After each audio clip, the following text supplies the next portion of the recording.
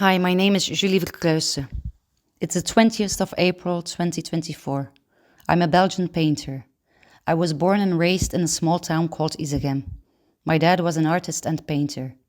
When I was a kid, I went with him to help where I could. Mostly it was just masking everything beforehand or vacuuming the place so he could get started with painting the walls. He used his own very special techniques. I learned a lot then. As a child, I was already a dreamer, and I sketched and drew always and everywhere. I wasn't a big talker. I made little pen drawings to clear my head. When I got older, I made some portraits of magicians who belonged to the club Forever 27, a combo of pen drawing and acrylic paint. In secondary school, I studied fine arts in Bruges. Then I studied painting in Ghent, but quit after 2 years because I didn't feel comfortable with it at that time. So I graduated in Ghent as an interior designer. After finishing school, I returned to the city where I was born. Bought a house with my girlfriend, who has now become my wife. We have completely renovated our house and customized it to our liking.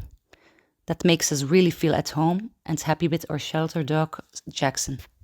I am a very big animal lover. You will usually find them in my artwork. Everything breeds animal, especially birds. They are playful, colorful, beautiful to watch, but also beautiful to listen to. The first time I saw Hummingbirds by Ernst Haeckel, I immediately fell in love with his work. His drawings are so beautiful, so detailed and beautiful in color. I already have a new series of paintings in my head that I just have to put on canvas now. I think I'll start with 4 large ones and see what happens next. Of course, it will be something with animals. My last series was inspired by my own daily life, so I didn't have to look too far. Daily things like watering the plants and my dog, cleaning up poop, and petting hedgehogs. A little humor never hurts. The biggest challenge of being an artist for me is always having to be creative, because it's my profession now and not only a hobby anymore. Always find that new inspiration. It can be a good thing if you have a lot in your head, to translate that onto canvas. But if your head is too full of new ideas, this can also drive you crazy and lead to painter block. It's always good to find a balance in that. The advice I would give to my younger self is don't listen too much to others about what to do. Try to remain your unique self in everything you do. If you create from your heart and do it with love, everything always turns out well. I usually use acrylic paint and spray paint, especially when I do a mural. Sometimes I make collages in combination with paint or stamps that I make or other transfer mediums.